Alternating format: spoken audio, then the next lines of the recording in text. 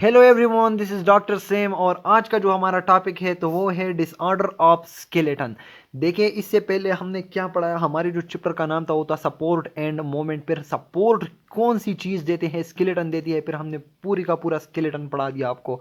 उसके बाद जो है मोमेंट की बात आ गई तो हमने आप लोगों को जॉइंट्स पढ़ा दिए, मसल पढ़ा दिए। आगे हम मसल को बहुत डिटेल से पढ़ेंगे, लेकिन आज का जो हमारा टॉपिक है तो वो स्किन के साथ स्केलेटन के साथ जितनी भी डिसऑर्डर हैं, सही है, वो हम एक ही वीडियो में पूरी की पूरी जितनी भी डिसऑर्डर्स हैं तो वो हम पढ़ते हैं, डिस्कस करते हैं। वीडियो लंबी भी हो सकती है, लेकिन आप लोगों ने अगर समझना है पूरी की पूरी, क्योंकि एक डिसऑर्डर दूसरे के साथ अक्सर रिलेटेड है, लोग कंफ्यूज हो जाते हैं, तो हम सब के सब एक ही वीडियो में पढ़ते हैं। सही है, तो गौर करें। हमारे पास देखो डिसऑर्डर ऑफ स्केलेटन आप लोगों की बुक में कौन कौन सी है, तो वो है, देखो, स्लिप डिस्क है, सही है, क्या है, स्पॉन्डी लॉसेस है, सही है, उसके बाद है शियाटिका, उसके बाद है आर्थराइटस, किसी को बोन फ्रैक्चर भी हो सकती है। उसके बाद अगर हम क्या पढ़ेंगे, जॉइंट इंजरीज पढ़ेंगे। सही हो गया, तो ये आप लोगों के पास एक पूरा ओवरव्यू है। तो देखो हम क्या पढ़ते हैं, क्योंकि देखो सबसे पहले हम डिसऑर्डर की जितनी भी काजेज होती है ना, कि ये डिसऑर्डर्स हमारे पास जो आते हैं तो वो उसके जो काजेज है वो तीन किस्म के हो सकते हैं। एक बंदा है, सही है, जिसमें जेनेटिकल प्रॉब्लम है, मतलब ये है कि उसके अम्मी अब्बू से ऐसे जीन्स आए हैं, सही है, जो कि बाद में उसको क्या एक स्केलेटन प्रॉब्लम में धकेल सकते हैं। तो देखो इसमें ऐसे आर्थराइटस जो है ना, आर्थराइटस की कुछ अकसाम है, तो उसमें ये हो सकता है, या फिर उसको जो है उसका यूरिक एसिड का प्रॉब्लम हो सकता है, सही है। तो ऐसे प्रॉब्लम जो है ये जेनेटिकल हैं। इसके अलावा जो हार्मोनल है ना, पीटीएच हार्मोन का नाम आप लोगों ने सुना होगा, पैराथायराइड हार्मोन, उसका जो इम्बेलेंसी है या उसके साथ एसोसिएटेड प्रॉब्लम्स जो है वो स्केलेटन के डिसऑर्डर्स काज कर सकते हैं। इसके अलावा फिर हम आते हैं न्यूट्रिशनल डिफिशिएंसी में। तो देखो हमने पढ़ा था बोन में, बोन की कंपोजिशन में, कि उसको देखो कैल्शियम चाहिए, फास्फेट चाहिए, इसके अलावा जो उसका ऑर्गेनिक मैटर है कोलेजन मतलब प्रोटीन चाहिए। अब अगर एक बंदा है ना वो प्रॉपर न्यूट्रिशन नहीं ले रहा, सही है, तो बोन को ग़िज़ा नहीं मिल रही प्रॉपर, तो उसको भी क्या हो सकती है, देखो ऑस्टियो आर्थराइटिस, या फिर आप लोग ऑस्टियोपोरोसिस जो है, सही है, तो ये उसको हो सकती है। तो ये सब हम पढ़ते हैं। ये मेन जो है वैसे खासियत हमने पढ़े। आगे हम एक एक को डिस्कस करते हैं। अच्छा जी, तो हमारा जो फर्स्ट डिसऑर्डर है तो वो है डेस्क स्लिप, या फिर आप इसको दूसरा जो असल सही नाम है तो वो है हर्निएटेड डिस्क। तो देखो सबसे पहले तो मैं आप लोगों को डेस्क पढ़ाता हूँ कि डेस्क होते क्या है, उसका क्या काम होता है, सही है, और फिर डायग्रामेटिकली जो है मैं आप लोगों को बताऊंगा कि हर्निएटेड डिस्क में होता क्या है एक्चुअली। ये बहुत कंफ्यूजिंग सा है, क्योंकि मुझे भी खुद इसमें बहुत कंफ्यूजन थी कि ये डिस्क स्लिप है, मतलब डिस्क जो है अपनी जगह से हट गया है, लेकिन इसका कॉन्सेप्ट जो है वो थोड़ा सा अलग सा है, सही है। तो गौर करें इस पे, मैं डायग्राम्स के जरिए आप लोगों को डेस्क और उसके साथ एसोसिएटेड डिसऑर्डर समझाऊंगा। अच्छा जी, तो देखिए इस डायग्राम में आप लोग, ये एक अच्छा सा डायग्राम है, पूरी का पूरा बैक बोन है जो कि बना है किस चीज़ से, वर्टिब्रा से। ये देखो हमने पहले भी हमने ये C1 C2 ये सब वर्टिब्रास हमने पढ़े थे। तो देखो गौर करें, ये है वर्टिब्रा, सही है, ये वर्टिब्रा, इन वर्टिब्रा के दरमियान में जो है एक डिस्क पड़ा हुआ है, ये आप लोग को नजर आ रहा है, ये डिस्क, सही है। तो ये है हमारे पास इंटर वर्टिब्रल डिस्क। मैं आप लोगों को दूसरे डायग्राम से दिखा रहा हूँ, बहुत क्लियर आप लोगों को नजर आ जाएगा। देखिए ये डायग्राम है हमारे पास, इस डायग्राम में आप लोग देखें, ज़बरदस्त आप लोगों को जो है डिस्क नज़र आ रहा है। ये एक वर्टिब्रा हो गया, ये दूसरा वर्टिब्रा, सही है। इनके दरमियान जो डिस्क है इसको हम क्या कहते हैं, इंटर वर्टिब्रल डिस्क, मतलब दो वर्टिब्रा के दरमियान एक डिस्क है। अब कुदरत ने ये वर्टिब्रल, देखिए यहाँ पर लिखा भी है इंटर वर्टिब्रल डिस्क। तो ये वर्टिब्रल डिस्क जो है इसका फंक्शन क्या है, सही है। अच्छा जी, तो आप लोग देखें ये जो डिस्क है ना, ये इसको हम कहते हैं शार्क एब्जॉर्बिंग पैड, सही है, या आप लोग कह सकते हैं एब्जॉर्प्शन ऑफ शॉक। इसका क्या काम है, एब्जॉर्प्शन ऑफ शॉक। शॉक मतलब ये है, इसके अंदर होता है स्पाइनल कॉर्ड, इसके अंदर देखें, ये हमारे पास इसके अंदर जो है इस वर्टिब्रास के अंदर इस तरह स्पाइनल कॉर्ड होता है, सही है। अब ये जो है ना ये इस तरह मुड़ सकता है, देखिए अगर मैं ये इस तरह मुड़ सकता है ना, आप इस तरह पीछे की तरफ जाते हैं, इस तरह पीछे की तरफ जाते हैं, आगे की तरफ आ सकते हैं। तो इस दौरान में कौन हेल्प करता है, सबसे ज़्यादा हेल्प जो है वो ये डेस्क करते हैं। इन डेस्क की वजह से ये चीज़ पॉसिबल है आप में, जो आप मतलब मोड़ते हैं, रोटेट करते हैं, ट्विस्ट करते हैं जितना, सही है। तो ये होता है किस चीज़ की वजह से, आपके डेस्क की वजह से, और वो क्या है, एक शार्क एब्जॉर्बिंग पैड है आप लोगों की। अच्छा जी, तो अब हम आते हैं हमारे पास डेस्क तो आप लोगों ने पहचान लिया, देख भी लिया। अब हमारे पास डेस्क में ऐसा क्या प्रॉब्लम आ जाता है जिसकी वजह से एक बंदे को कौन सी बीमारी हो जाती है, डेस्क स्लिप हो जाती है।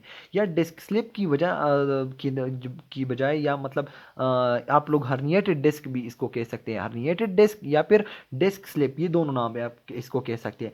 तो इसकी कंडीशन क्या है, मतलब कंडीशन इस बीमारी में होता एक्चुअली होता क्या है, तो वो मैं आप लोग को डायग्राम के जरिए समझाता हूँ। अच्छा जी, तो देखें मेरे पास एक पेशेंट आ गया जिसमें क्या था, हर्निएटेड डिस्क का प्रॉब्लम था। सही है, हर्निएटेड डिस्क का प्रॉब्लम था। फिर मैंने उसका डिस्क जो है देखे, मैंने उसका निकाला, यहाँ पर आप लोगों के सामने रख दिया। ये मेरे पास क्या है, आप लोग गौर से देखें, ये है इंटरवर्टिब्रल डिस्क। मैं आप लोग को जूम करके दिखाता हूँ, ये देखें जी, हाँ, ये हो गया आप लोगों का इंटरवर्टिब्रल डिस्क। अब इस डिस्क में हमारे पास दो रीजन है, एक इसका सेंट्रल रीजन है, न्यूक्लियस पल्पोसिस इसको कहते हैं, और एनुलस फाइब्रोसिस इसके आउटर रीजन को कहते हैं। ये नाम आप लोगों के लिए इंपॉर्टेंट नहीं है, लेकिन आप लोग इतना समझे कि इसका जो इनर रीजन है, इनर रीजन, सही है, इसमें बहुत गाढ़े किस्म का वो होता है, आप लोग फ्लूइड कह ले, जिल कह ले, स्पेशली जिल। सही है, इसमें क्या होता है, बहुत गाढ़े किस्म का जिल होता है। अब ये डिस्क जो है ना, ये रप्चर हो गया। सही है, इसी तरह आप लोग कह सकते हैं, इस तरह रप्चर हो गया, या फिर ये जो है क्या हो गया, इसका जो फ्लूइड है, सही है, रप्चर हो गया, इसको शॉक आ गया, इसको ऐसा ट्रॉमा आ गया। सही है, जिसकी वजह से ये जो इनर, देखो ये जो इनर वाला क्या था हमारे पास, जेल था, ये आ गया यहाँ पर, देखो बह गया अंदर से। पहले तो बिल्कुल फिटिंग थी ना इसकी, बाहर, ये देखो ये जो बाहर वाली रीजन है इसने कवर किया था। जब ये स्प्लिट हो गया तो उसमें क्या हो गया, मेरे पास जो इनर जेल था ना, तो ये बाहर की तरफ फ्लोट किया उसने। सही है, तो देखिए ये पूरी का बहुत सारा जो है जेल इनर रीजन से कहाँ पर आ गया, बाहर आ गया। देखें बहुत सारा यहाँ पर जमा हो गया। सही है, ये मैंने दोबारा उठा दिया, यहाँ पर फिट कर दिया, तो क्या हो गया, जो अंदर से वो आ रहा था, हमारे पास जो अंदर वाला क्या था, फ्लूइड, वो बाहर आ गया। तो मैं उसको यहाँ बाहर ड्रा कर रहा हूँ। सही है, मैंने यहाँ पर दोबारा ड्रा किया। एक्चुअली देखो आप लोग को ये चीज़ कभी भी बुक से ऐसी समझ नहीं आएगी। सही है, हमारे पास डेस्क स्लिप में ऐसा नहीं होता कि ये डेस्क जो है, ओ सॉरी यार, आप लोगों को नज़र नहीं आ रहा, एक मिनट। देखें आप लोगों को ना ये चीज़ कभी भी बुक से ऐसी समझ नहीं आ सकती, जिस तरह बुक में लिखा हुआ है कि डेस्क स्लिप के मतलब, देखो ऐसा नहीं होता कि ये डेस्क जो है ये स्लिप हो गया, बाहर की तरफ स्लिप हो गया, ऐसा कुछ भी नहीं होता। सही है, डेस्क यहाँ पर पड़ा हुआ है, लेकिन मैंने जो आप लोगों को दूसरा टर्म यूज़ किया ना, हर्निएटेड डेस्क, वो परफेक्ट लफ्ज़ मुझे लग रहा है। क्यों मुझे परफेक्ट लग रहा है, क्योंकि ये जो फ्लूइड था अंदर वाला, हर्निया हम उसके कहते हैं ना, जो चीज़ एक अपनी जगह से डिस्प्लेस हो जाती है, किसी दूसरी जगह में जाती है, तो इसका जो इनर फ्लूइड था ना, वो असल में डिस्प्लेस हो गया, बाहर आ गया। सही है, पूरी का पूरा डिस्क ऐसा नहीं है कि वो बाहर आ गया, लेकिन अंदर वाला जो फ्लूइड था वो बाहर बह गया। क्यों बह गया, या तो डिस्क जो है वो स्प्लिट हो गया, या फ्रैक्चर, डिस्क जो है वो फ्रैक्चर हो गया। सही है, तो अब ये चीज़ यहाँ पर आने को, जो अंदर वाला फ्लूइड है वो बाहर आ गया, और ये डिस्क ऐसा बल्ज आउट कर जाता है। सही है, तो जो बल्जिंग ऑफ डिस्क है ना, because of the flow of the inner जिल, इसको हम कहते हैं डिस्क स्लिप। सही हो गया, देखो ये चीज़ जो है ना, इसको आप लोगों ने समझना है। सही है, समझना है। मैं दोबारा आप लोग को एक्सप्लेन करता हूँ कि ये जो डिस्क होते हैं, इंटरवर्टिब्रल डिस्क, सही है, इसमें दो रीजन होते हैं। एक होते हैं अंदर वाली रीजन, सही है, जिस तरह हमारे पास सेल में ना न्यूक्लियस होता है, इस तरह अंदर वाला रीजन। सही हो गया, एक होता है आउटर रीजन। जो इनर रीजन होता है ना, इसमें एक जेल किस्म का होता है। सही है, गाढ़े टाइप का फ्लूइड होता है, जेल किस्म का। जब ये डिस्क स्प्लिट हो जाता है, या फिर इसमें कोई ऐसा क्रैक आ जाता है, सही है, जिसकी वजह से ये जो अंदर वाला जेल है, ये बाहर की तरफ आ जाता है, और ऐसे बाहर आकर ना ये बल्ज आउट कर जाता है। सही है, तो अब इस डिस्क को आप लोग देखें, ये वही डिस्क नहीं रहा, यहाँ पर इसके बाहर जो है ये एकम्युलेट हो गया, ये भी डिस्क का पार्ट बन गया। तो आप लोग देखें ना, तो ऐसा वो आ गया, दाना सा निकल गया है इससे। सही है, इसको हम क्या कहते हैं, इसको हम हर्निएटेड डिस्क कहते हैं। हर्निया मतलब एक चीज़ जो है वो डिस्प्लेस अपनी जगह से यहाँ पर आ गया। सही है, तो ये हर्निएटेड डिस्क भी इसको हम इसीलिए कहते हैं। ये डिस्क एक्चुअली जो है वो डिस्प्लेस नहीं होता। सही है, लेकिन उसमें ऐसा हो जाता है कि अंदर वाला फ्लूइड बाहर आ गया है। ये देखें दोबारा से, अब मैं आप लोग को बताता हूँ कि पेशेंट को क्या प्रॉब्लम होगी। ये तो मैंने आप लोगों को कंडीशन बता दी है, सही है। कंडीशन आप लोग को समझ आनी चाहिए, फिर जो है आप लोग को पता चलेगा कि बीमारी में होता क्या है। ये चीज़ मुझे खुद भी समझ नहीं आ रही थी, तो बस अब मुझे समझ आ गई है कि ये चीज़ ऐसे होता है, सही है। अब आप लोग देखें कि ये लोकेशन जो है ना, लोकेशन लोअर बैक, आप लोग याद रखें कि ये ज़्यादातर जो लोअर बैक है ना, मैंने आप लोगों को पूरी का पूरा वो बता दिया था। ये देखें, ये पूरी का पूरा कि ये सर्वाइकल रीजन है, ये थोरेसिक है, ये क्या है, थोरेसिक है, यहाँ तक, यहाँ पर लंबर है। तो जो लंबर रीजन है ना, लंबर रीजन, ये इसको हम लोअर बैक कहते हैं। तो ये लंबर वाले उसमें हो सकता है ज़्यादातर, मतलब इसमें ये हर्निया किस्म का हो जाता है, सही है, इसमें हो सकता है। तो मोस्टली इसकी लोकेशन में आप लोग क्या लिखेंगे, ऐसा नहीं है कि यहाँ पर होता है, यहाँ पर, तो मोस्टली जो होता है ना ज़्यादातर, तो वो यहाँ पर हो जाता है लोअर बैक में, सही हो गया, ये लोकेशन हो गई। लेकिन देखिए, लोकेशन का मतलब हरगिज़ ऐसा नहीं है कि यहाँ नहीं हो सकता, मतलब ये कि मोस्टली यहाँ पर होता है। अगर आप लोगों के पास ना डिस्क स्लिप के, हर्निएटेड डिस्क के 10 पेशेंट आ रहे हैं, सही है, तो मे बी के 8 पेशेंट में यहाँ पर हो रहा है, लेकिन 2 ऐसे भी पेशेंट हो सकते हैं कि उसमें निक में हो, थोरेसिक रीजन में हो। तो मतलब ये कि पूरी की पूरी स्पाइनल कार्ड में किसी भी डिस्क में ये मसला आ सकता है, लेकिन ज़्यादातर जो होते हैं वो कहाँ पर होते हैं, लोअर बैक में। ये बात आप लोगों ने याद रखनी है, सही हो गया। अच्छा जी, तो अब मज़े वाली बात क्या है। मज़े वाली बात के मतलब ये है, आप लोग जिसको सिम्पटम कहते हैं ना, सिम्पटम्स के मतलब उस पेशेंट में क्या सिम्पटम्स हो गया आप लोगों के पास, अगर एक में जो है डिस्क स्लिप या हर्निएटेड डिस्क का मसला आ गया है, तो आप लोग देखें ना, बहुत इंटरेस्टिंग चीज़ है। अगर यहाँ पर एक इन केस ये जो है, ये मेरे पास एक डिस्क है जिसमें ये प्रॉब्लम आ गया है, देखो मैं जूम करता हूँ। अच्छा जी, अब आप लोग को सही नज़र आइएगा। देखिए, ये एक डेस्क है, सही है, ये एक डेस्क है जिसमें आप लोगों के पास ये प्रॉब्लम आ रहा है। अच्छा जी, तो ये मैं यहाँ ड्रा कर रहा हूँ, क्या ड्रा कर रहा हूँ, इनर जेल जो है यहाँ बाहर निकला हुआ है। अब ये बाहर निकला हुआ है ना, तो आप लोग खुद सोचें ये क्या कर रहा है, ये यहाँ पर क्या क्या मसला काज कर रहा है। अगर आप लोग गौर से देखेंगे ना, तो यहाँ से स्पाइनल कार्ड इसके अंदर पड़ा हुआ था और उससे ये स्पाइनल नर्व्स निकल रहे हैं। ये आप लोग को नज़र आ रहा है, ये देखें, ये जी, ये स्पाइनल नर्व है। क्या है, ये स्पाइनल नर्व है जो अंदर स्पाइनल कार्ड से निकला हुआ है। तो ये डिस्क जो है, अब इसको क्या कर रहा है, डिस्टर्ब कर रहा है, इसको डिस्टर्ब कर रहा है कंटिन्यूअसली। किस चीज़ को, स्पाइनल नर्व को ये डिस्टर्ब कर रहा है, उसको तंग कर रहा है। देखिए, ये जो है ना स्पाइनल नर्व है, और ये डिस्क स्लिप से बाहर आ गया, अब इसको इस तरह तंग कर रहा है ना, देखो, इरिटेट कर रहा है। तो पेशेंट को क्या मसला आएगा। अच्छा जी, तो बहुत क्लियर बात है कि अगर एक नर्व डिस्टर्ब हो रहा है, वो इरिटेट, ऐसा इरिटेट हो रहा है, सही है। देखो, मैं अपने हाथ को इस तरह इरिटेट कर रहा हूँ, तो ये पेन करता है, सही है। क्यों पेन करता है, क्योंकि मैंने इसके नर्व एंडिंग जो थे उसको मैंने डिस्टर्ब किया, और यहाँ पर भी एक नर्व जो है वो डिस्टर्ब हो रहा है, सही है, इनर फ्लूइड की वजह से। तो जाहिर बात है क्या आएगा, पेन आएगा, क्या आएगा, पेन आएगा। अब पेन कहाँ पर आ सकता है, या तो इस रीजन में, लोकल एरिया जहाँ पर ये डिस्टर्ब हो रहा है, सही है, या तो ये हो गया, या फिर ये नर्व जो था, ये नर्व ये आगे जाकर मेरे जो है लेग्स को क्या कर रहा था, लेग्स को सप्लाई कर रहा था।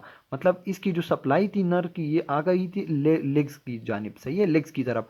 तो या तो इस रीजन में जो है, ये पूरी की पूरी जो रीजन है ना, यहाँ पर पेन होगा, या फिर जो इसकी सप्लाई थी, ये नर्व जहाँ सप्लाई कर रहा था, जो कि लेग था, तो देखो लेग्स में भी आप लोग के पास क्या हो सकता है, पेन हो सकता है, सही है। तो अब ऐसा नहीं है कि एक बंदे की वो जो है टांगों में कोई पेन है, वो है ना, तो आप लोग ऐसा ना करके उसके पाँव में कोई मसला, ऐसा भी हो सकता है कि उसकी स्पाइनल कार्ड की तरफ, मतलब वहाँ पर कोई चीज़ इरिटेट हो रहा हो, सही है। तो पेन कहाँ पर, या तो इस लोकल एरिया में, या फिर इस नर्व की जो सप्लाई है उसमें भी हो सकती है।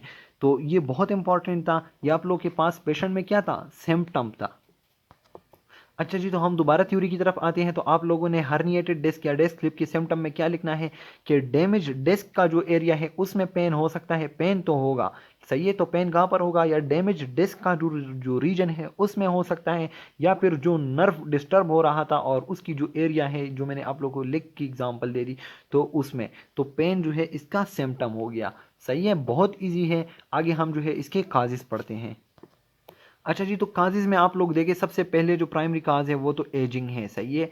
एजिंग क्यों है? क्योंकि एजिंग के साथ साथ, एजिंग मतलब है उम्र बढ़ना, मतलब ये कि ये प्रॉब्लम जो है ये स्लिप डिस्क, हर्निएटेड डिस्क का, ये मतलब बूढ़ों में ज़्यादातर आ सकता है आप लोगों के पास, सही है। जवानी में इतना ज़्यादा नहीं होता। अब बूढ़ों में क्यों होता है, एजिंग के साथ क्यों होता है, मतलब अबाउ 60 लोगों में क्यों ये ज़्यादा आ सकता है? क्योंकि देखो, एक तो डीजनरेशन का प्रॉब्लम आ रहा है। डीजनरेशन मतलब ये है कि कोई भी ऐसी चीज़ है जो वो वक्त के साथ साथ जो है उसकी क्वांटिटी मटेरियल जो है वो कम हो रही है, सही है। तो ये तो डीजनरेशन का प्रोसेस हो गया। दूसरा है लॉस ऑफ इलास्टिसिटी। देखो ये डिस्क जो है ना, इसमें बहुत सारे, देखो अगर मैं इस डिस्क की बात करूँ ना, तो इसमें बहुत सारे ऐसे प्रोटीन होंगे जो इसको इलास्टिसिटी प्रोवाइड कर, क्योंकि कार्टिलेज है, सही है। क्या है? कार्टिलेज है, और इलास्टिक कार्टिलेज है। स्पेशली कौन सा कार्टिलेज है? Elastic cartilage. अब ये जो, सॉरी, ये फाइब्रस कार्टिलेज है, हाँ ये फाइब्रस कार्टिलेज है, सॉरी फाइब्रो कार्टिलेज है। ये कौन सा कार्टिलेज है? ये फाइब्रो कार्टिलेज है। कार्टिलेज की जो लोकेशंस थी वो हमने पढ़ी थी, सही है। तो ये फाइब्रो कार्टिलेज है। अब ये जो फाइब्रो कार्टिलेज है ना, इसमें भी बहुत सारी इलास्टिसिटी होती है।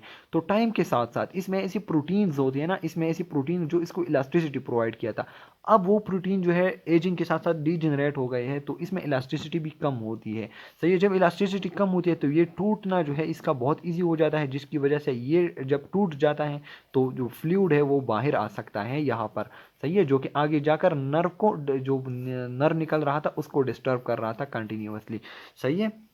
दूसरा जो है इंजरी, बहुत सिंपल बात है यार। अगर डिस्क को कोई इंजरी होती है, टूट जाता है, सही है, या फिर इंजरी जो है वो किस चीज़ की वजह से हो सकती है? Improper lifting. अगर एक बंदा है जो बहुत हेवी वेट उठा रहा है, तो हेवी वेट उठाने की वजह से, ये तो क्या था, ये शॉक एब्जॉर्बिंग पैड्स थे, शॉक एब्जॉर्ब कर रहा था।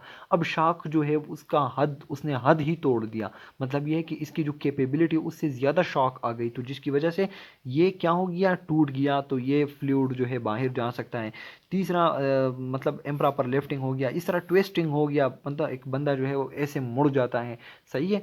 इसके अलावा excessive strain forces, excessive strain forces क्यों? एक बंदे ने, मतलब डिस्क जो है ना, उसको ऐसा फोर्स आ गया कि जिसने इसको ऐसा मतलब किया, स्ट्रेन किया, खींच डाला, सही है। तो ये इसके काजेज है, जो कि मेरे ख्याल में कुछ भी इसमें डिफ़िकल्ट बात नहीं है।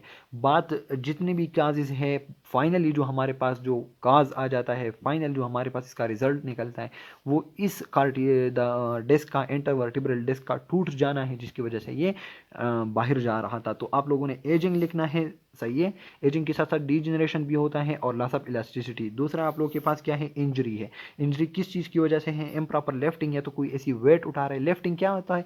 ऐसी कोई बोरी उठा रहे हैं आप लोग, वेट उठा रहे हैं, बॉडी बिल्डिंग कर रहे हैं, तो ऐसा ना हो कि खुदा न खास्ता आप लोग का डेस्क ही टूट जाए। तो आप लोगों ने एहतियात से काम लेना है, सही है। अच्छा जी, तो ये इसके काजेज़ हो गए। अच्छा जी, हमारे पास हमने स्लिप डिस्क जितना भी था वो हमने पूरे का पूरा पढ़ लिया। अब हमारे पास जो है वो आ रहा है शियाटिका।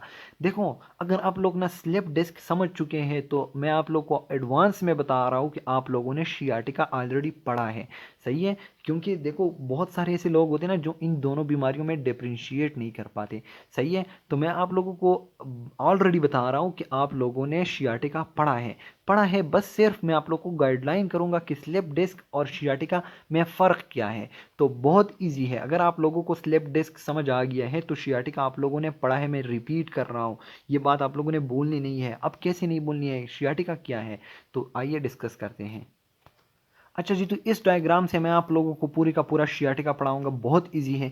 देखो, शियाटिका वैसे है क्या आप लोगों के पास? आप लोगों के पास प्रेशर और injury on the sciatica nerve. देखो, वहां पर हमने किसी नर्व की खास बात नहीं की थी कि किस नर्व पर प्रेशर पड़ रहा है। अब अगर मैं स्पेसिफिक करूं कि फलां नर्व पर, शियाटिका नर्व पर प्रेशर पड़ रहा है, तो उसको हम शियाटिका कहते हैं। तो देखो, सिर्फ स्पेसिफिक हो गया। बाकी जो है देखो, लेकिन इसका ये जो है और भी रीजंस हो सकते हैं, सही है। आप लोग यहाँ पर देखिए, ये मैं ड्रा कर रहा हूँ आप लोगों को शियाटिका नर्व, सही है, जो कि यहाँ से निकल रहा था, देखिए, और इस तरह लिक को सप्लाई कर रहा था, सही है। ये क्या कर रहा था? ये लिक को सप्लाई कर रहा था, जो कि स्पाइनल कार्ड से निकल गया है, सही हो गया। अच्छा जी, अब जो है एक डिस्क स्लिप हो गया इस बंदे को, सही है, और जो हर्निया से वो चीज़ निकला, वो इस नर्व को क्या कर रहा है? इरिटेट कर रहा है, सही है। वो क्या कर रहा है? इस नर्व को इरिटेट कर रहा है। जब वो इस नर्व को कंटिन्यूसली इरिटेट कर रहा है, तो आप लोग के जो लिग है ना, इसमें सिम्टम्स अपीयर होना शुरू हो जाएंगे। इसमें कोई ऐसी अजीब सी फीलिंग्स आप लोगों को आएगी। कौन सी फीलिंग्स आएगी, नमनेस आएंगे, टिंगलिंग आएगी आप लोगों के पास, मतलब प्रश्न हम कहते हैं कि सो जाते हैं ना इस तरह, या फिर आप लोग को ऐसा लगेगा कि इसमें सुइया जो है चबुई जा रही है, सही है, सुइया मतलब, या फिर जो है ये सो जाता है, ये जो आप लोगों का टांग है, तो इसको हम शियाटिका कहते हैं। तो आप लोग का शियाटिका जो है ना वो हम कैसे डिफाइन कर सकते हैं, इस बीमारी में क्या होता है, जो आप लोग के पास शियाटिक नर्व है जो इस लेग के बैक पर ट्रेवल कर रहा है, कहाँ पर, लेग के बैक पर ट्रेवल कर रहा है। देखो इस बंदे का ये बैक है, बैक के लेग के बैक पर कौन ट्रेवल कर रहा है, शियाटिक नर्व, उस पर क्या पड़ रहा है, प्रेशर पड़ रहा है। जब शियाटिक नर्व पर प्रेशर पड़ रहा है तो उसको हम क्या कह सकते हैं, उसको हम, उस बीमारी को हम कहते हैं शियाटिका। और उसमें क्या सिम्टम होते हैं कि इस बंदे का जो लेग है ना उसमें क्या आ जाएगा, नम्बनेस, सही है, नम्बनेस, नमनेस आ जाएगा, टिंगलिंग आ जाएगा, ये आप लोग के पास सिम्टम्स में बता रहा हूँ, सही है। और शियाटिका जो है ये स्पेसिफिकली कहाँ पर होता है, लिग्स में। तो ये बात आप लोगों ने याद रखनी है, एमसीक्यू में आ सकती है, मेरी बातों को गौर से सुनना है, सही है। ये लिग्स में हो सकती है और इस पर प्रेशर पर। अब आप लोगों से मैं एक सवाल पूछता हूँ कि देखिए मैंने आप लोगों को इसके जो काजेज है ना, काजेज मैंने एक तो ये बता दिया कि डिस्क स्लिप, सही है, डिस्क स्लिप की वजह से इस नर्व पर प्रेशर पड़ रहा था, जिसकी वजह से शियाटिका नर्व जो है डिस्टर्ब हो रहा था, लेग्स में वो आ रहे थे, सही है, जिसको हमने शियाटिका कहा। अब ये ज़रूरी तो नहीं है ना कि डिस्क स्लिप की वजह से ही इस बंदे को शियाटिका हो रहा है, सही है।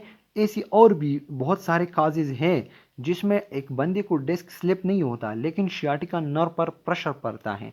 प्रेशर जब शियाटिक नर्व पर पड़ता है ना तो उसको हम क्या कहते हैं, शियाटिका। तो और क्या क्या रीजन हो सकते हैं आप लोग खुद ही सोचें। अच्छा जी, तो दूसरा जो है, दूसरा काज इसका है वो है पीरीफॉर्मिस सिंड्रोम। वो क्या है, पिरिफॉर्मिस सिंड्रोम। अब पिरिफॉर्मिस सिंड्रोम क्या है, उससे पहले मैं आप लोग को दोबारा जल्दी जल्दी रिपीट करता हूँ कि शियाटिका होता क्या है। देखो शियाटिका उस बीमारी को कहते हैं जिसमें शियाटिक नर्व पर प्रेशर पड़ता है, प्रेशर पड़ता है मतलब वो इरिटेट होता है। अब शियाटिक नर्व पर प्रेशर पड़ना या इंजरी, प्रेशर या injury of the sciatic nerve, sciatic nerve पर या प्रेशर पड़ रहा है या वो उसकी इंजरी हो रही है, तो उस बीमारी को हम क्या कहते हैं, शियाटिका उसको कहते हैं। अब शियाटिक नर्व मैंने आप लोग को ड्रा किया, सही है, और उसको मैंने आप लोग को दिखा दिया कि ये स्लिप डिस्क की वजह से इरिटेट हो सकता है, सही है। काज क्या है इसका, स्लिप डिस्क है। दूसरा मैंने आप लोग को बता दिया कि पिरिफॉर्मिस सिंड्रोम जो होता है ना उसमें भी इस नर्व पर प्रेशर पड़ता है। जो पिरिफॉर्मिस सिंड्रोम होता है ना ये ऐसा सिंड्रोम है ना जिसकी वजह से ये नर्व क्या होता है, ये डिस्टर्ब हो जाता है, ये कंटिन्यूसली क्या होता है, इरिटेट हो जाता है। तो वो मैं आप लोग को डायग्राम के जरिए बताऊंगा। लेकिन जब ये नर्व इरिटेट हो जाता है तो आप लोग के पास कौन से सिम्टम अपीयर होना शुरू हो जाते हैं, नमनेस या टिंगलिंग ऑफ द लेग्स। यहाँ तक आप लोग को समझ आ गया। अब आप लोग को मैं ये पिरिफॉर्मिस सिंड्रोम पढ़ाता हूँ, सही है। देखो आप लोगों को ये मैंने लेग्स है आप लोगों के, सही है, ये क्या है, आप लोगों का एक पूरे का पूरा लेग है। इस लेग को कौन सप्लाई कर रहा था, शियाटिक नर्व सप्लाई कर रहा था। अब आप लोग इस डायग्राम में देखें, ये आप लोगों के पास क्या है, शियाटिक नर्व है। देखो ये शियाटिक नर्व यहाँ से निकलता है, इस तरह नीचे आ जाता है, सही है। ये जो शियाटिक नर्व है ना ये आप लोग देखें इसके ऊपर ये कौन सा मसल है, ये मसल है पिरिफॉर्मिस मसल। कौन सा मसल है, पिरिफॉर्मिस मसल, सही है। ये कौन सी मसल्स हैं, ये पिरिफॉर्मिस, इन पिरिफॉर्मिस मसल्स के दरमियान ये निकला है। अब अगर ये पिरिफॉर्मिस मसल्स के ऐसे निकला हुआ है, देखें ऐसे निकला हुआ है, अगर ये मसल जो है ये नैरो हो जाएंगे, मतलब इसके ऊपर थोड़ा प्रेशर ज़्यादा डालेंगे, प्रेशर ज़्यादा डालेंगे ना तो इसका सांस बंद हो जाएगा, मतलब मैं वैसे ही बता रहा हूँ, सांस बंद नहीं होता इसका लेकिन इरिटेट हो जाता है, सही है, डिस्टर्ब हो जाता है।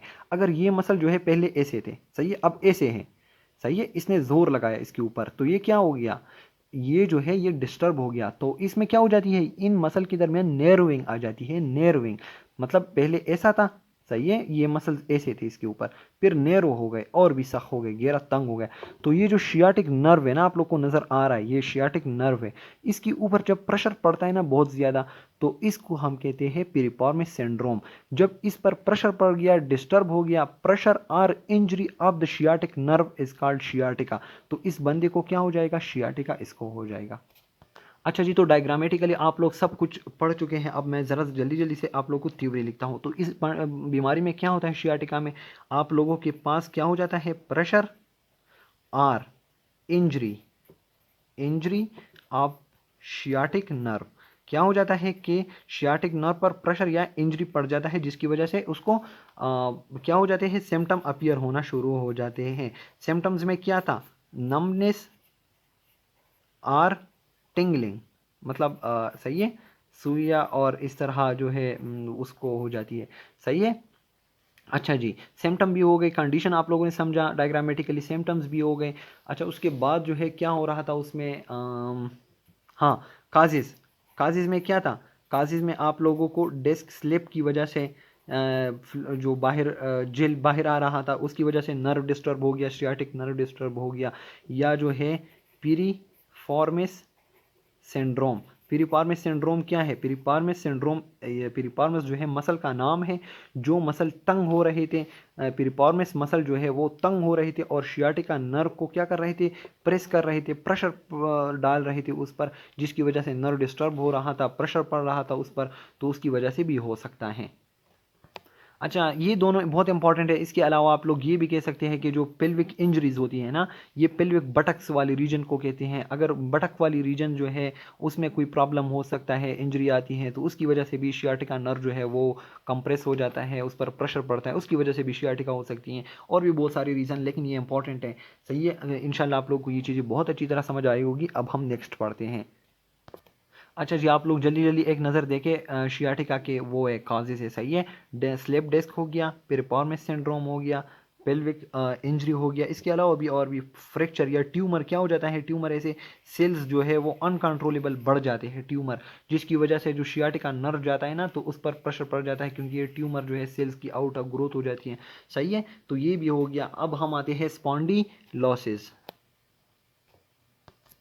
अच्छा जी, जो स्पॉन्डिलोसिस है ना, तो इसको हम दूसरा नाम क्या कहते हैं, स्पाइनल ऑस्टियोआर्थराइटिस। देखो आप ये दो नाम जो है ना, ये आप लोग याद रखें।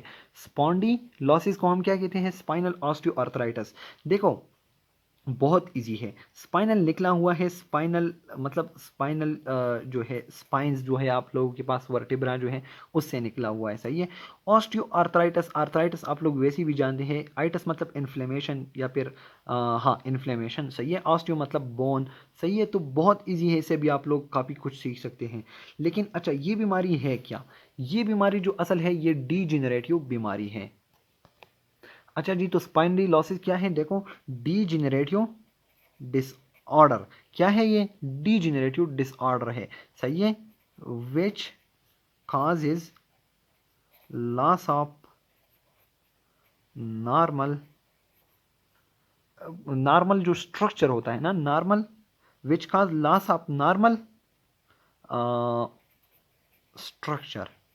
किस चीज़ की स्ट्रक्चर, कौन सा चीज़ जो है, कौन सी चीज़ जो है वो अपनी नॉर्मल स्ट्रक्चर को जाता है, तो वो है आप लोगों का स्पाइनल।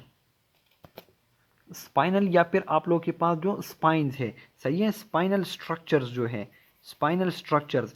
देखो स्पाइनल स्ट्रक्चर मैंने आप लोग को पिछले डायग्राम में भी दिखाए। अगर उनका जो वर्टिब्राज हैं, सही है, उनके जो वर्टिब्राज हैं, अगर उनमें डीजेनरेशन पैदा हो रही है, डीजेनरेशन मतलब वो अपनी जो स्ट्रक्चर है वो खो रहे हैं। सही है, तो उसको हम स्पॉन्डिलोसिस कहते हैं।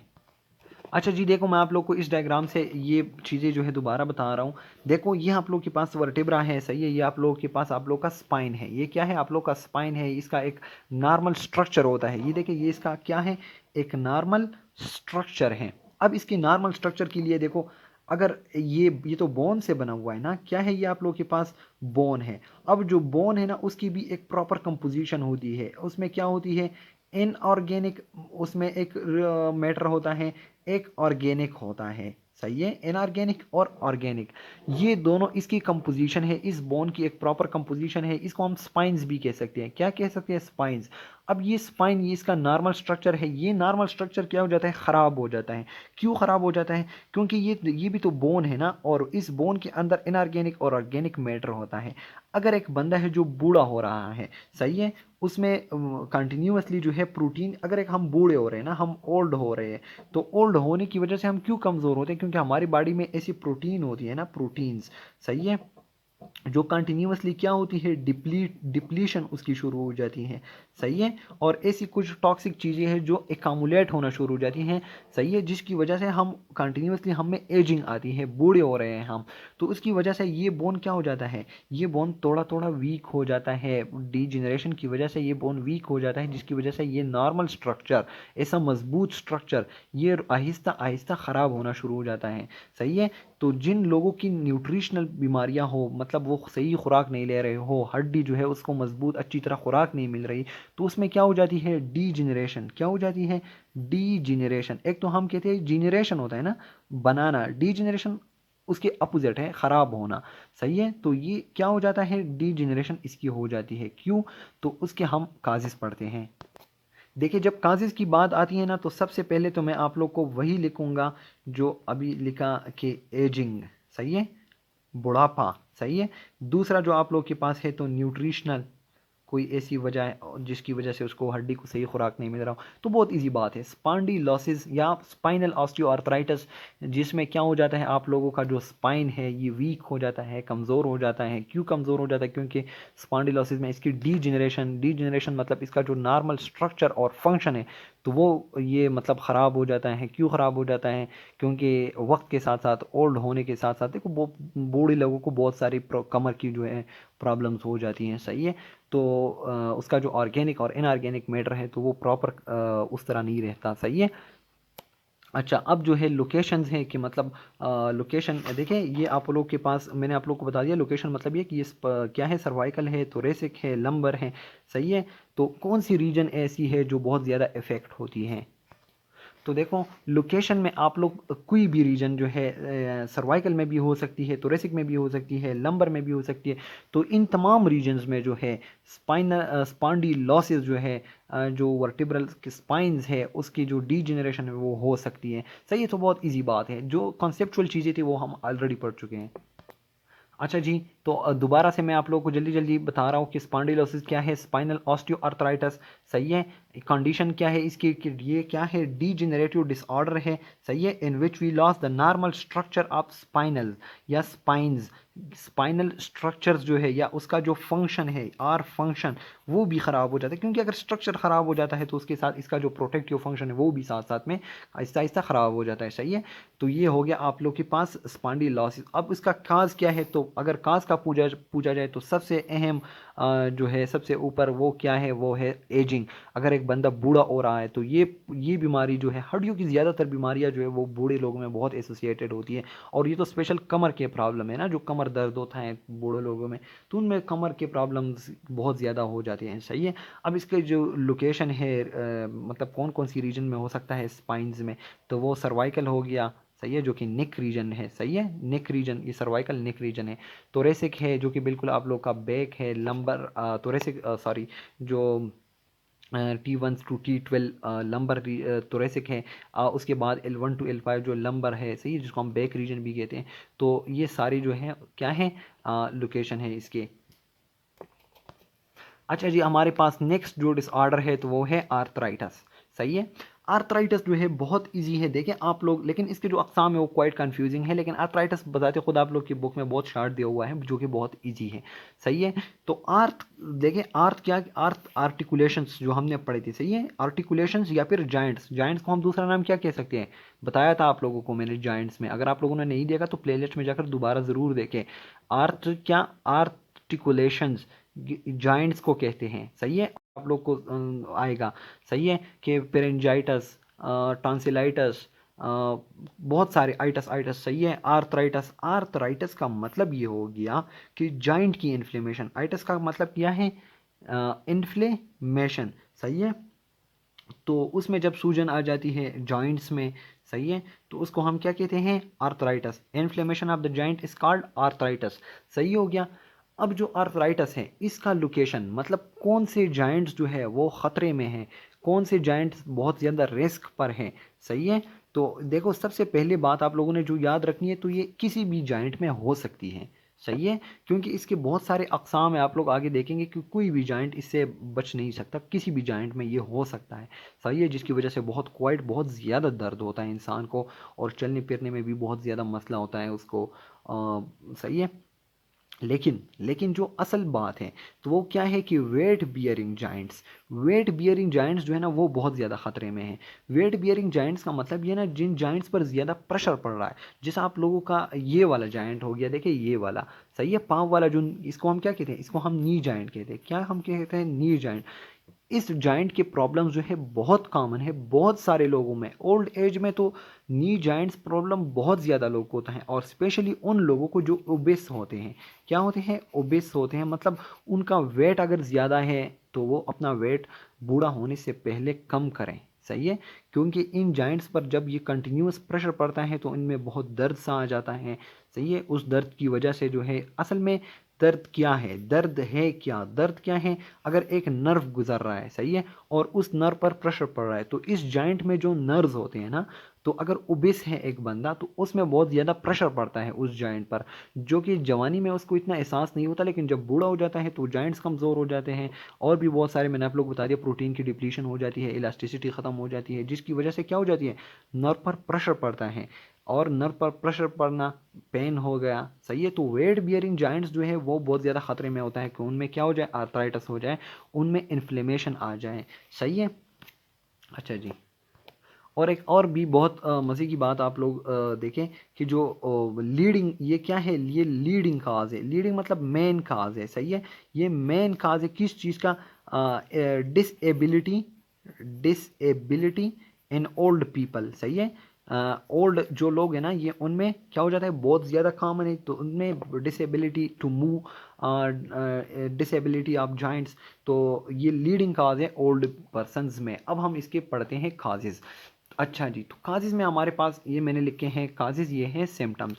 अब काजेज़ में अगर आप लोग फर्स्ट वन काज को देखें ना, तो 65 ईयर्स के जो लोग हैं, देखें एजिंग मैंने लिखा हुआ है, देखो हड्डियों वाली प्रॉब्लम्स जो है या फिर जॉइंट्स वाली बहुत ज़्यादा किस चीज़ के साथ एसोसिएशन में है? एजिंग के साथ, सही है।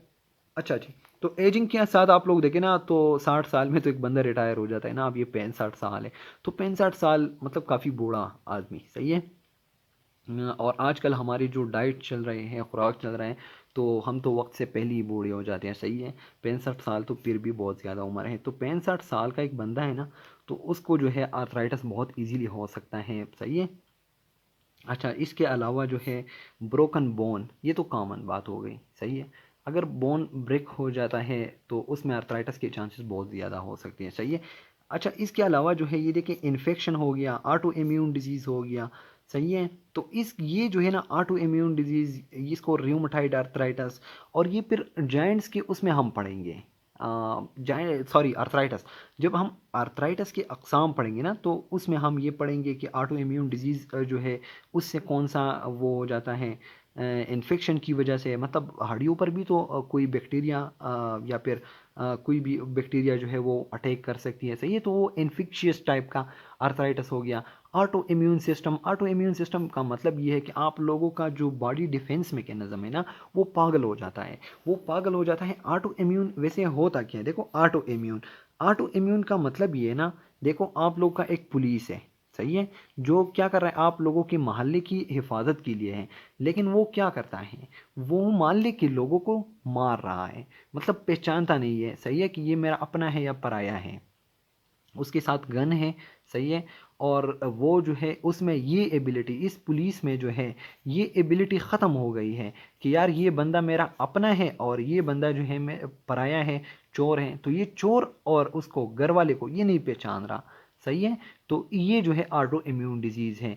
तो ये क्या कर रहा है, ये जो ऑटो इम्यून डिजीज़ है उसमें बॉडी जो है अपनी चीज़ें खाना शुरू कर देते हैं।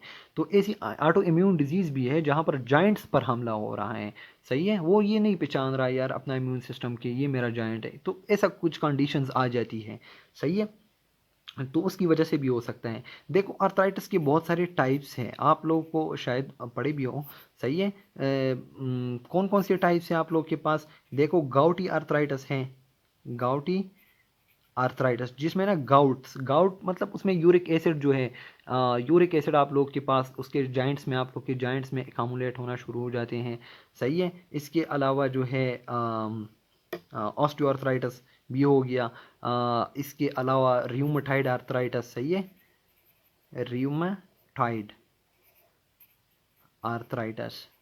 तो ये बाद की चीज़ें हैं, फ़िलहाल आप लोग की बुक में इतना ही है, आप लोग देखें। सही है। अच्छा जी, अब जो है इसके सिम्टम्स में क्या है, देखिए जितनी भी हमने पढ़े ना, तो वो क्या थे, वो उसमें नर्व्स पर प्रेशर पड़ रहा है, या फिर अगर एक चीज़ इन्फ्लेमेशन हो रही है। सही है। देखो मेरे पास ये एक नर्व है, ये जा रहा है, अब ये हाथ जो है इसमें इन्फ्लेमेशन हो रही है, इस तरह बढ़, इस तरह देखें, ये पहले तो नर्व बिल्कुल उस पर इतना प्रेशर नहीं बढ़ रहा था, नहीं पड़ रहा था, अब इसमें इन्फ्लेमेशन हो रही है, देखिए देखिए देखिए। अच्छा जी, अब नर्व को टच कर रहा है। तो जितना एक नर्व को आप लोग टच करेंगे, चाहे वो इन्फ्लेमेशन से हो, चाहे वो प्रेशर की वजह से हो, चाहे वो हर्निएटेड डिस्क की वजह से जो फ्लूइड निकल रहा था उसकी वजह से हो, तो अगर एक नर्व पर प्रेशर उसके हद से ज़्यादा पड़ रहा है तो वो उसमें क्या हो जाता है, पेन आ जाता है। सही है। तो इसमें जॉइंट्स में बहुत ज़्यादा पेन होता है। सही है। मतलब बंदा जो है वो आसानी से चल फिर नहीं सकता, उसको चलने में ना बहुत ज़्यादा मुश्किल होती है। सही है। क्योंकि दर्द होता है ना कंटिन्यूसली एक बंदे को। अच्छा जी, उसके बाद आप लोग देखें ना, उसके जॉइंट्स जब आप लोग देखते हैं, डॉक्टर चेक करता है, तो डॉक्टर तो ये चीज़ें देखता है ना, डॉक्टर पहले उससे पूछता है आप लोग आपके इसमें जॉइंट्स में कोई वो है, दर्द है या नहीं है। फिर जब दर्द है तो फिर देखता है कि अच्छा दर्द तो है। अब स्वेलिंग देखता है कि यार सूजन हुई है उसमें या फिर नॉर्मल है। सही है। तो दूसरा जो आप लोग के पास है वो स्वेलिंग है। अब स्वेलिंग क्यों होती है, तो देखो उसके लिए अलग बात मैंने आप लोग को पहले ही बता दी है कि ये ब्लड है आप लोगों का। सही है। अगर ये यहाँ पर आ रहे हैं, यहाँ पर कोई मसला है, तो ये ब्लड के जो कंटेंट्स हैं ना, तो वो ऊजेज आउट करना शुरू कर देते हैं। सही है। तो जिसकी वजह से स्वेलिंग उस वहाँ पर ऐसे लोकल एडिमा टाइप का आ जाता है। सही है। तो स्वेलिंग, स्टिफनेस, मतलब हम कहते हैं पुख्तों के इंखते, मतलब स्टिफनेस, मतलब अगर ये मेरे जॉइंट है। सही है। तो इस तरह मैं बहुत मुश्किल से मैं ऐसा करता होता हूँ। वैसे तो मैं नॉर्मल कर सकता हूँ ना, देखो नॉर्मल में ऐसा बहुत जल्दी जल्दी, लेकिन स्टिफ ऐसे देखो, मैं बहुत मुश्किल से ज़ोर लगा के मैं ऐसा कर रहा हूँ। तो ये स्टिफनेस है। मतलब मुझे वर्ड नहीं आ रहा कि कौन सा वर्ड इसके लिए यूज़ करूँ, लेकिन इस तरह देखो लॉक टाइप का हो जाता है। सही है। इस तरह लॉकिंग मजबूत सा हो जाता है, इजीली आप ऐसा नहीं कर सकते। तो ये स्टिफनेस का हो गया। सही है। फिर ये देखते हैं जॉइंट पे आप लोग ऐसा हाथ रखेंगे किसी भी तरीके से। सही है। आप लोग उसको देखेंगे तो वो जो है बहुत गर्म होगा। क्या होगा, गर्म होगा। क्यों गर्म होगा, क्योंकि वहाँ पर इन्फ्लेमेशन हुई है। जब इन्फ्लेमेशन हुई है तो इस एरिया तक ब्लड बढ़ गया है। सही है। क्या बढ़ गया है, ब्लड जो है उस तक बहुत ज़्यादा, उस जॉइंट की जो कैपिलरीज है, आर्टरीज है, तो उस तक ब्लड बढ़ गया है। जब ब्लड बढ़ गया है तो उसके ब्लड क्या होती है, बहुत वार्म होती है, टेम्परेचर उसकी वजह से। तो क्या होगा, वार्म होगा। साथ साथ में दूसरा भी बहुत अच्छा ऑप्शन आ गया, रेडनेस। देखो अगर एक जगह में ना इन्फ्लेमेशन है। सही है। क्या है, इन्फ्लेमेशन। तो ये बातें आप लोग याद रखें, उस जगह में ना आप लोगों के पास red. Hello everyone, this is doctor Sam, और आज का जो हमारा टॉपिक है तो वो है बोन फ्रैक्चर। देखो इससे पहले हमारे पास स्केलेटन की जितनी भी डिसऑर्डर्स थे ना, तो वो हमने एक एक करके पढ़ाए हैं। देखो मैं जल्दी जल्दी रिपीट कर रहा हूँ। हमने डिसऑर्डर ऑफ स्केलेटन में क्या पढ़ा था, तो सबसे पहले हमने पढ़ा डिस्क स्लिप। सही है। डिस्क स्लिप को हमने बहुत डिटेल से पढ़ा। एक डिस्क था, उसमें फ्रैक्चर आ रहा था, उसका इंटरनल जेल जो है वो बाहर आउट ऊजीज कर रहा था, और फिर नर्व को डिस्टर्ब कर रहा था, जिसकी वजह से पेन आ रहा था। डिस्क स्लिप किस चीज़ के साथ एसोसिएटेड था, शियाटिका के साथ। अगर डिस्क स्लिप जो है ये लोअर लंबर रीजन में हो जाती है ना, तो वहाँ पर ये शियाटिका नर्व को डिस्टर्ब करता है। जब ये स्पेसिफिकली शियाटिका नर्व को डिस्टर्ब करता है तो हमारे पास जो पेन है वो किस किस रीजन में होती है, लेग्स में। शियाटिका में हमने किस चीज़ का जिक्र किया था, लेग्स का। तो लेग्स में अगर नमनेस है, ये चीज़ है। सही है। तो फिर ये शियाटिका में हम इसको कह सकते हैं। तो डिस्क स्लिप और शियाटिका ये दोनों एक दूसरे के साथ बहुत ज़्यादा रिलेटेड थे। लेकिन शियाटिका की जितनी भी काजेज़ हमने पढ़ी थी, तो उसका एक तो डिस्क स्लिप था। इसके अलावा फिर पामेस सिंड्रोम और भी बहुत चीज़ें हमने पढ़ी थी। अगर आप लोगों ने वो नहीं देखी तो आप लोग प्रीवियस जो लेक्चर है उसको देखें और समझें। उसके बाद हमने स्पॉन्डोलिसिस पढ़ा, जो कि एक डिजेनरेटिव डिसऑर्डर था। सही है। जिसकी वजह से स्पाइन का नॉर्मल स्ट्रक्चर और फंक्शन लॉस हो रहा था।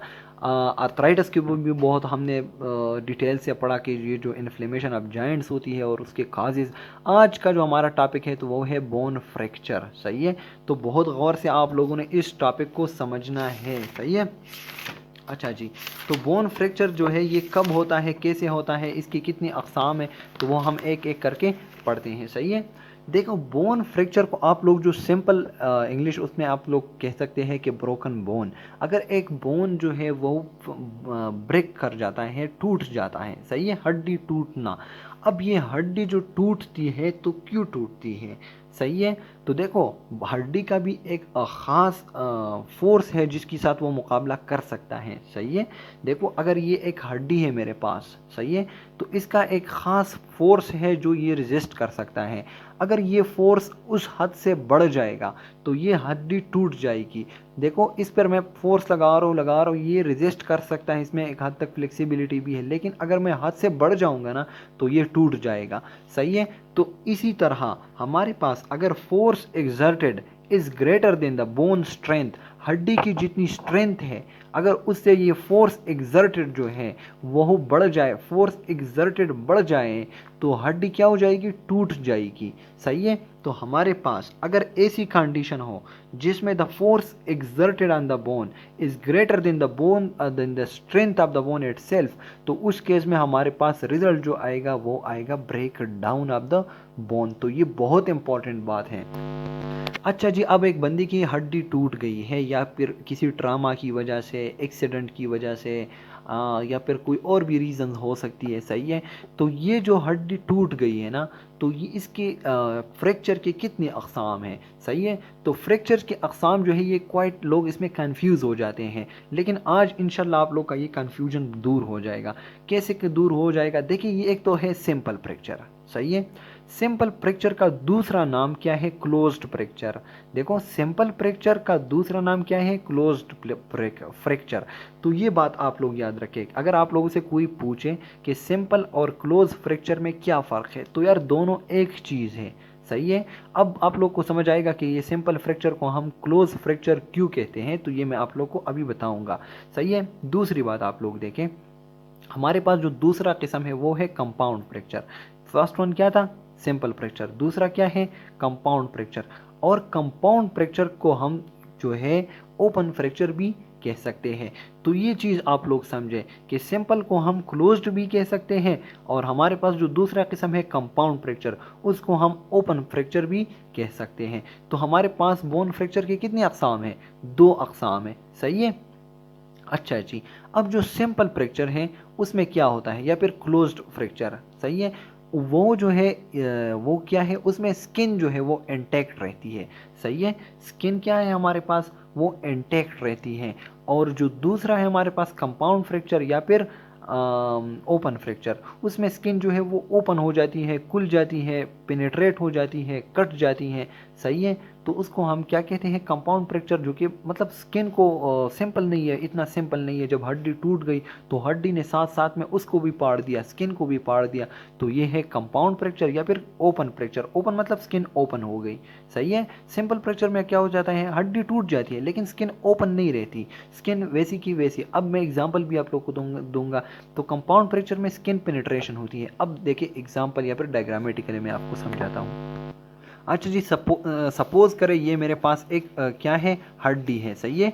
और उस हड्डी के ऊपर जो है, देखिए ये अंदर जो है ये हड्डी है और उसके ऊपर ये क्या है, ये आप लोग का स्किन है, सही है। जिस तरह ये अंदर हड्डी है और उसके ऊपर क्या है, स्किन है, सही है। अब इन केस अंदर जो है हड्डी टूट गई है, आप लोग देखें अंदर क्या हो गया है, हड्डी टूट गई है, देखें हड्डी जो है वो टूट गई है।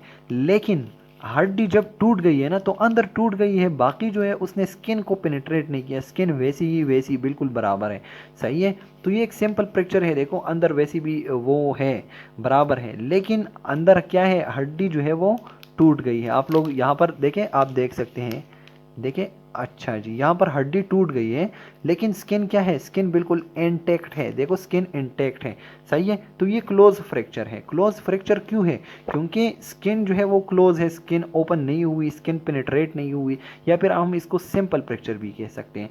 अब समझ आ गई ये बात, सही है। अगर मेरी ये उंगली यहाँ पर टूट गई है लेकिन जब मैं ऊपर से देखता हूँ तो मेरी स्किन बिल्कुल बराबर है, सही है, कुछ भी नहीं हुआ।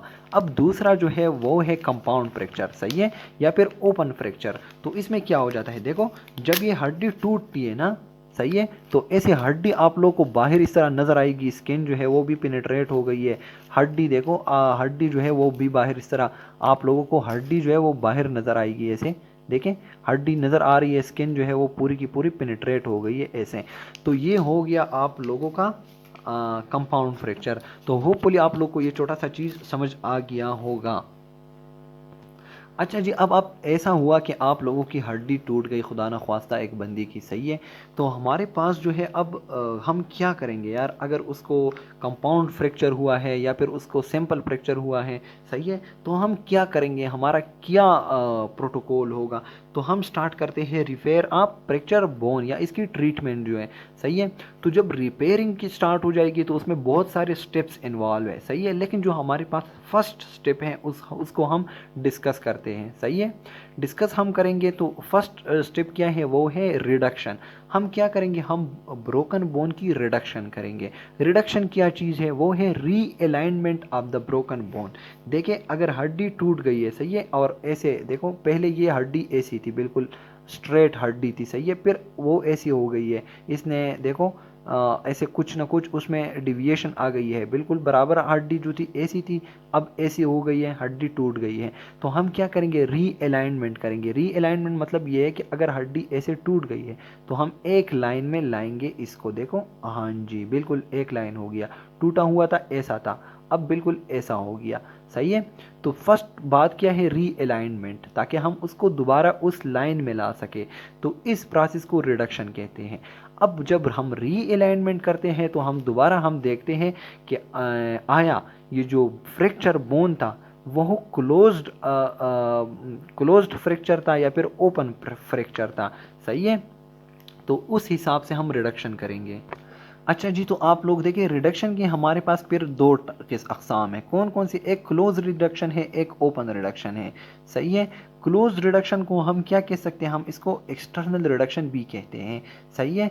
और जो ओपन रिडक्शन है तो उसको हम इंटरनल रिडक्शन भी कहते हैं, सही हो गया। रिडक्शन की हमारे पास दो अकसाम हैं, क्लोज रिडक्शन और ओपन रिडक्शन।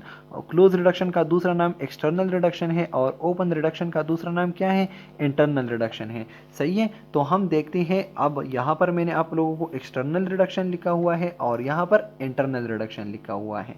अब हम देखते हैं कि होता क्या है। एक्सटर्नल रिडक्शन में कैसे होता है, एक्सटर्नल रिडक्शन जो है fitting from the external by the physician hand, सही है।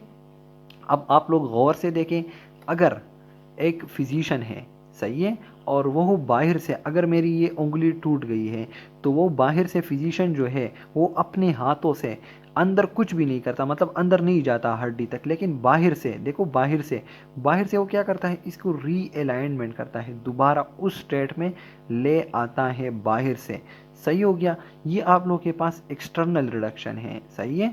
या फिर हम इसको क्या कहते हैं, क्लोज रिडक्शन।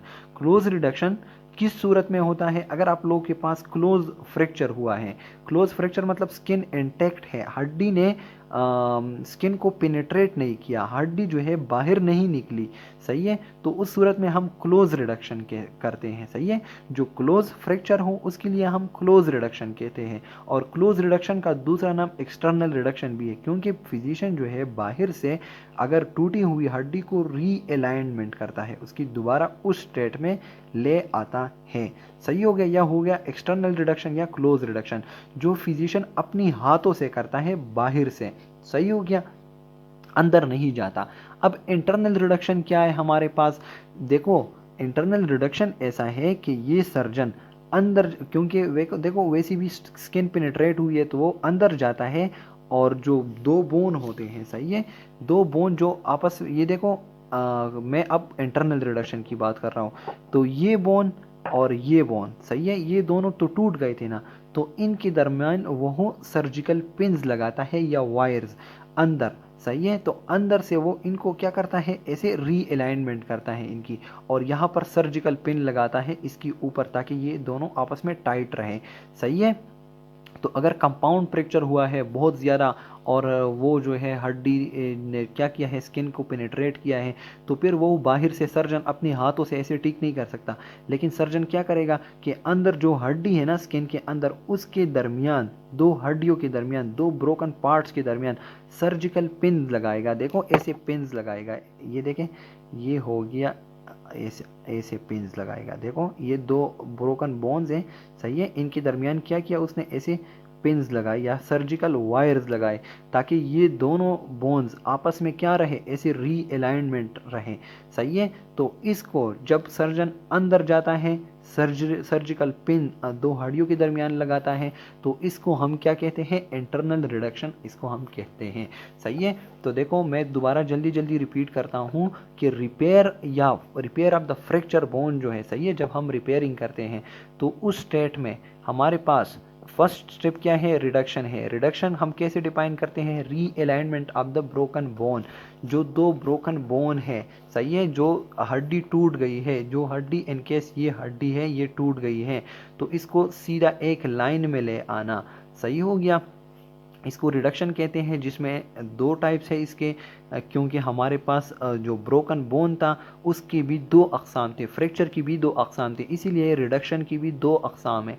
एक क्लोज रिडक्शन है जो कि क्लोज फ्रैक्चर के लिए हो रहा था। क्लोज फ्रैक्चर कौन सा था, जिसमें स्किन इंटैक्ट थी, स्किन को कुछ भी नुकसान नहीं हुआ था, तो फिजिशियन ने क्या किया, बस फिट किया बाहर से, क्योंकि स्किन मतलब थोड़ा सा हड्डी जो है हिल गई है, इतना नुकसान नहीं है, तो बाहर से उसने फिट किया, सही है। दूसरा था ओपन रिडक्शन, जिसमें स्किन ओपन हो चुकी थी, सही है, स्किन ओपन हो गई है तो सर्जन को अंदर जाना पड़ता है, सही है, अंदर जाएगा और अंदर वो क्या करेगा, बोन्स के दरमियान ऐसे पिन्स लगाएगा, एक बोन और दूसरे के दरमियान सर्जिकल पिन्स या वायर्स, तो जिसकी वजह से वो इसको टाइट करता है दोनों बोन्स को। शायद होपफुली आपको समझ आ गया होगा, अगर फिर भी समझ नहीं आया तो मैं दोबारा फिर मुझे कमेंट सेक्शन में आप बता सकते हैं, सही हो गया।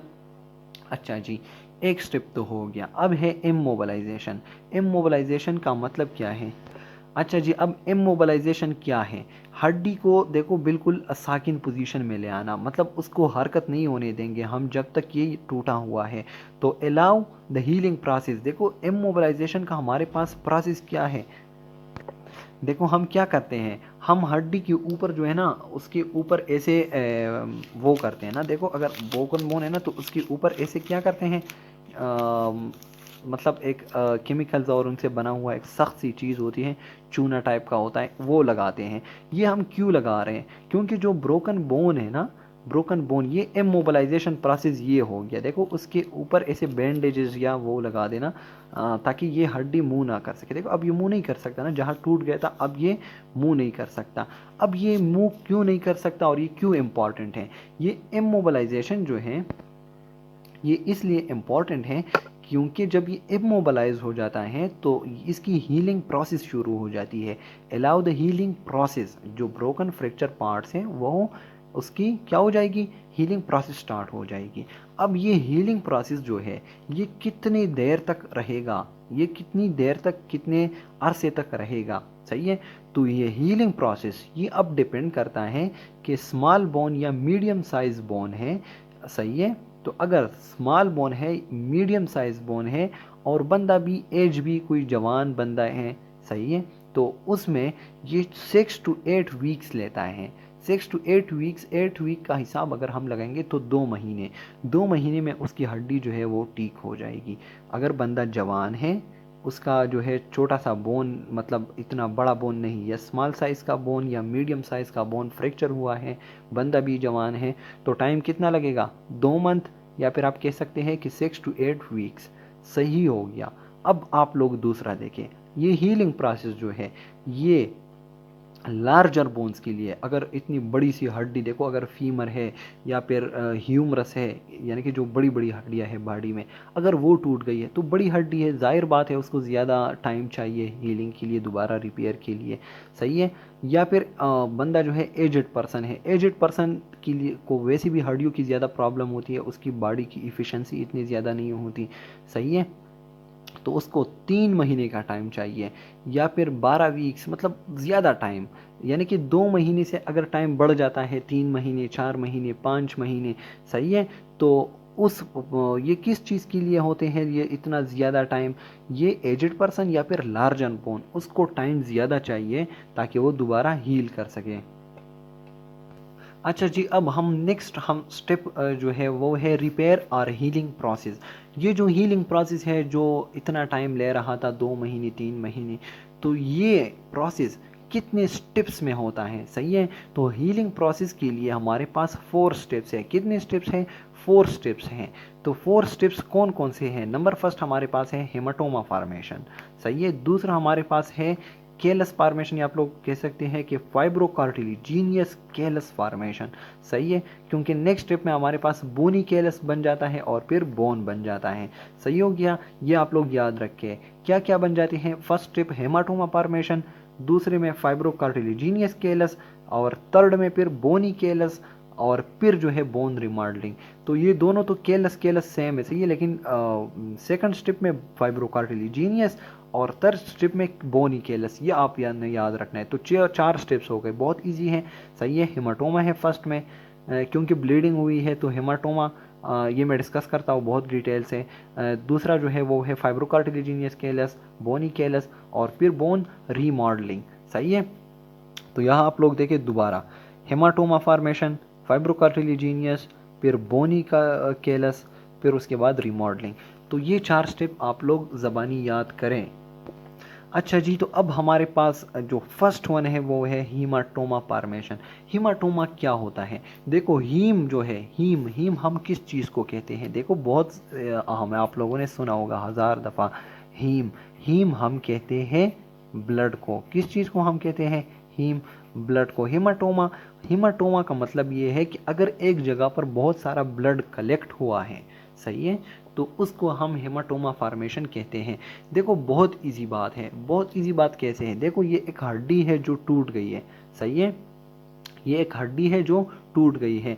देखो, मैं यहाँ पर आप लोग को डायग्रामेटिकली वो पुरानी बात बताऊं कि जो सर्जन होते हैं ना, वो इस बोन और इस बोन के दरमियान, ये देखो मैं वो सर्जिकल पिन्स की बात कर रहा हूँ जो कि ओपन रिडक्शन में हो रही थी। देखो, ये सर्जिकल पिन है जो दो के दरमियान लगा हुआ है।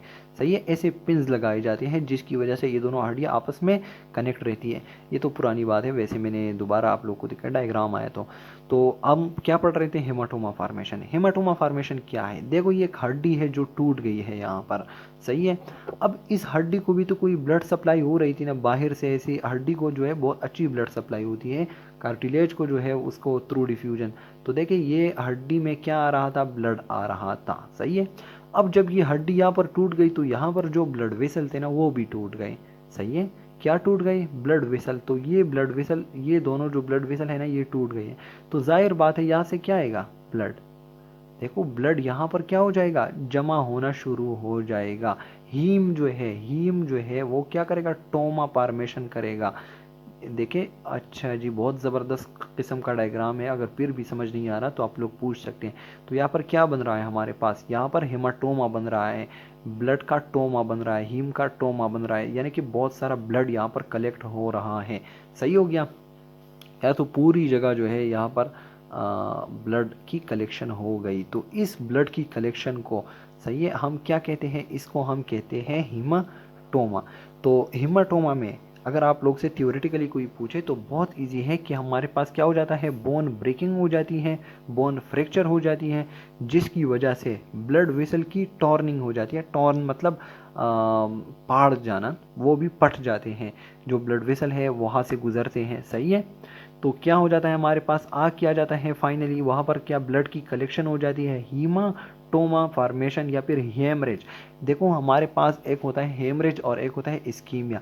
अगर एक ब्लड वेसल जो है, एक ब्लड वेसल वो टूट गया है, वो क्या हो गया? टूट गया है, जहाँ पर जैसा यहाँ पर, और ब्लीडिंग हुई है, तो इसको हम हेमरेज कहते हैं। अगर कोई भी ब्लड वेसल वो पट जाता है और बाहर जो है ब्लीडिंग होना शुरू हो जाती है, तो इस प्रोसेस को हम क्या कहते हैं? हेमरेज हम इसको कहते हैं।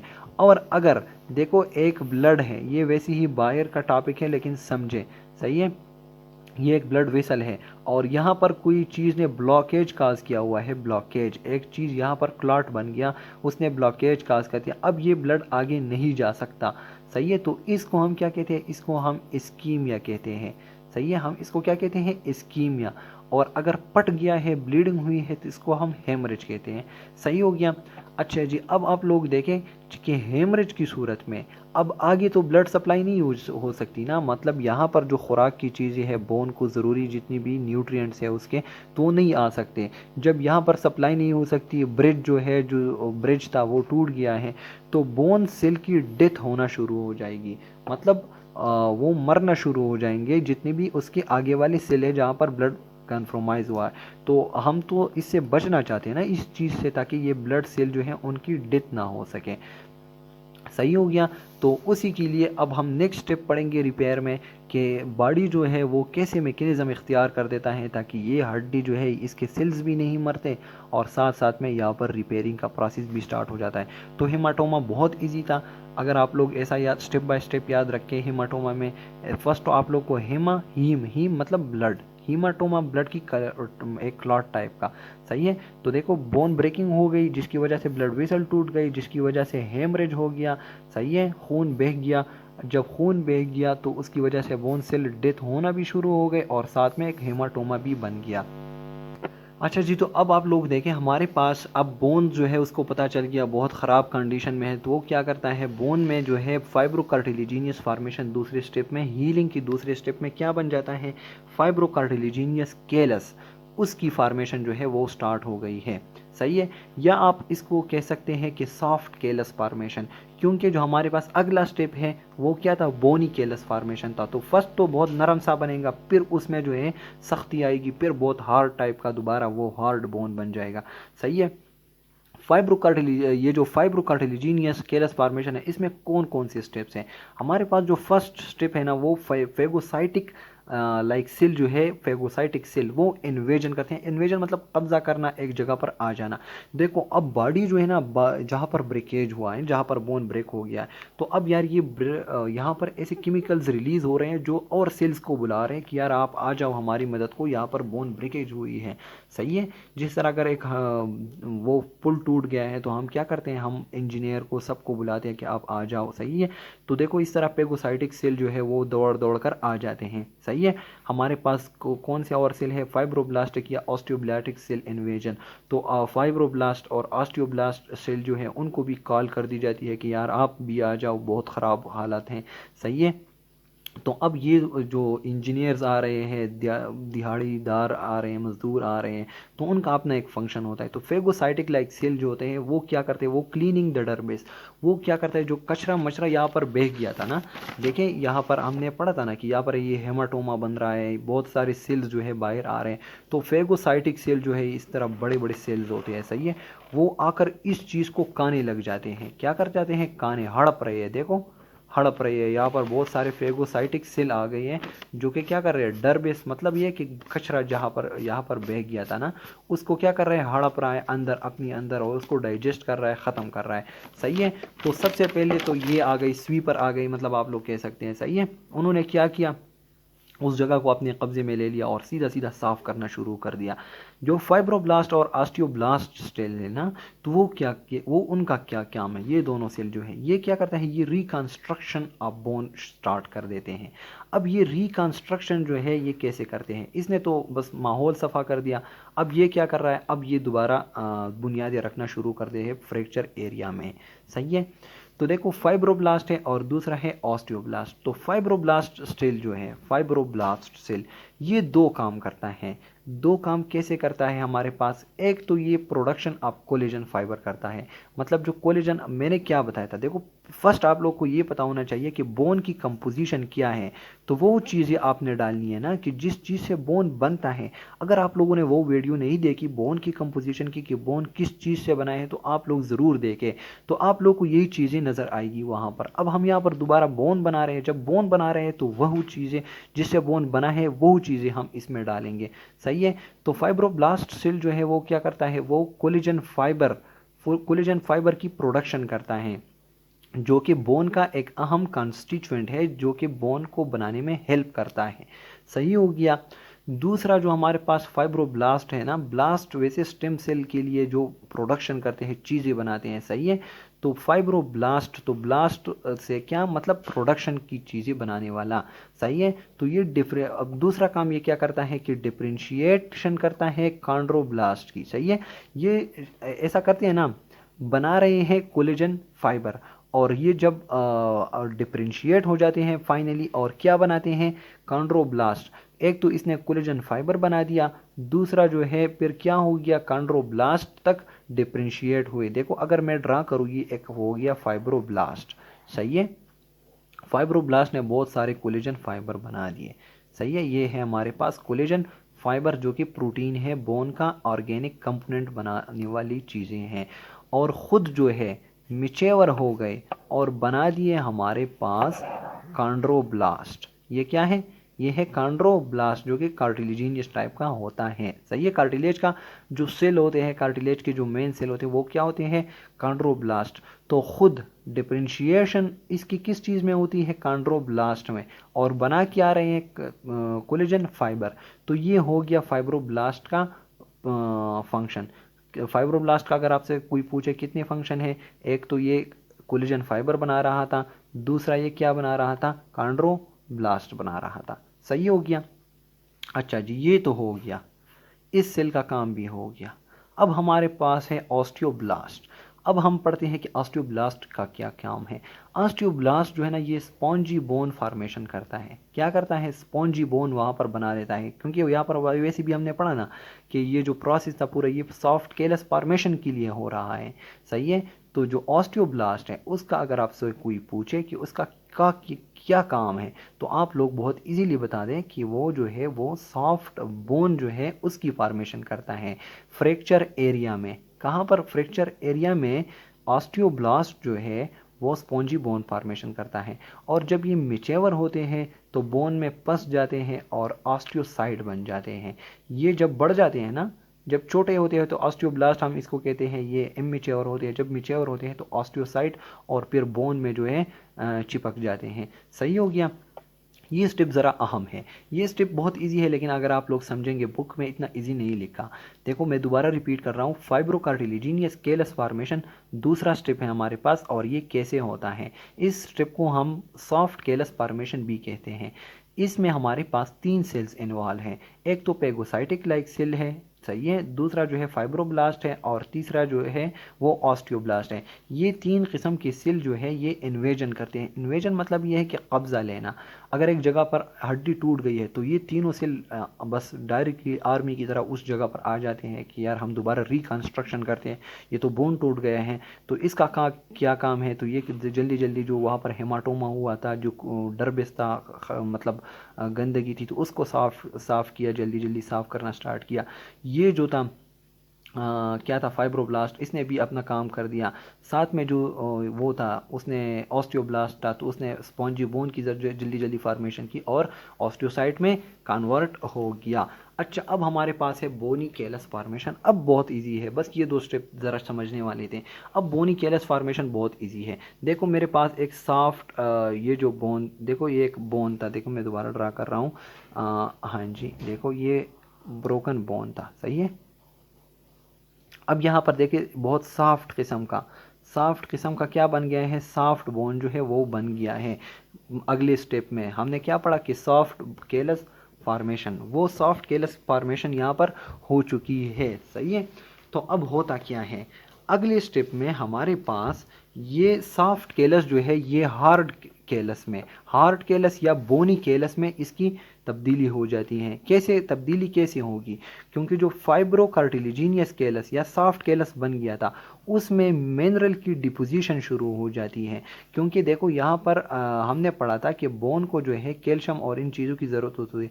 तो ये अगर एक ब्लड गया हुआ है तो यहाँ से ना कैल्शियम, फास्फेट्स और जितनी भी इनऑर्गेनिक चीज़ें हैं वो यहाँ पर चिपकना शुरू हो जाते हैं, सही है। और हाइड्रोक्सी एपेटाइट नाम आप लोगों ने सुना होगा बोन की कंपोजिशन में।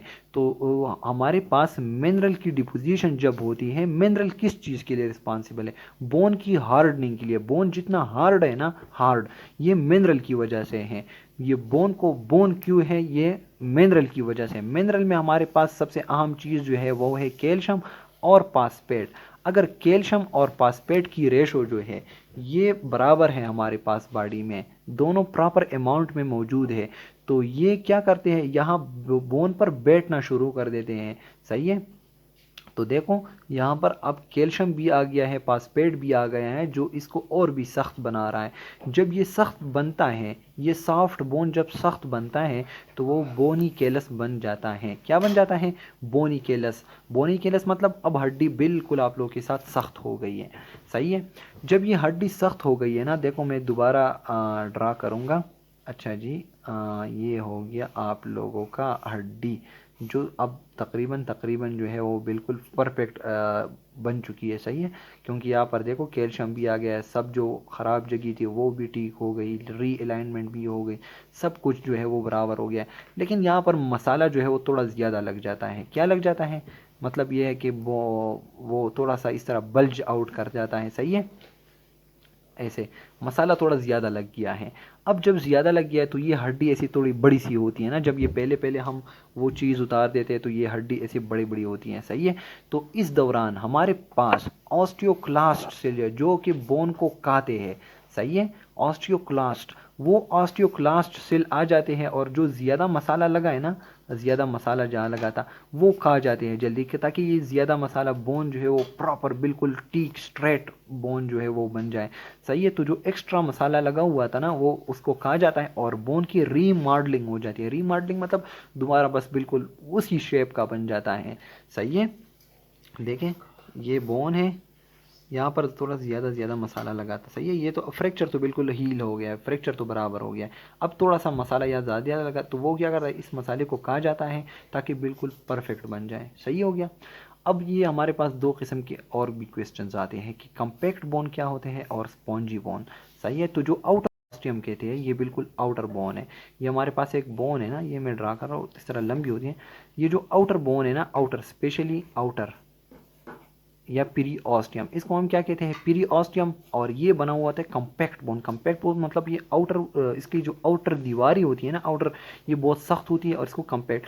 लेकिन बोन जो है ये अंदर क्या होता है, स्पॉन्जी किस्म का होता है, इतना सख्त नहीं होता। और यहाँ पर जो है ब्लड बहुत ज़्यादा ट्रेवल करती है, इसमें वो जाते हैं ब्लड वेसल्स, तो इसको हम स्पॉन्जी बोन कहते हैं। सही है। बाकी ये वैसे ही मैंने बता दिया कम्पैक्ट और स्पॉन्जी का। कम्पैक्ट दीवारी बनाता है, ये अंदर वाली रीजन बना रही होती है। सही है। होपफुली आपको ये सब कुछ समझ आ गया होगा। और नेक्स्ट जो है आप लोग हमारे लेक्चर के लिए जो जितनी भी हमारे पास प्लेलिस्ट है आप लोग वहाँ पर जाकर देख सकते हैं। और इसके साथ हमारे बोन के फ्रैक्चर सब कुछ ख़त्म हो गए। अगला जो हमारा टॉपिक होगा तो वो जॉइंट्स रिलेटेड होगा। जॉइंट्स के लिए आप लोग, जॉइंट डिसलोकेशन है उसमें स्प्रेन है। सही है। और आगे इंशाल्लाह बस यहाँ तक काफ़ी है। कुछ समझ नहीं आया तो बस कमेंट में लिख सकते हैं।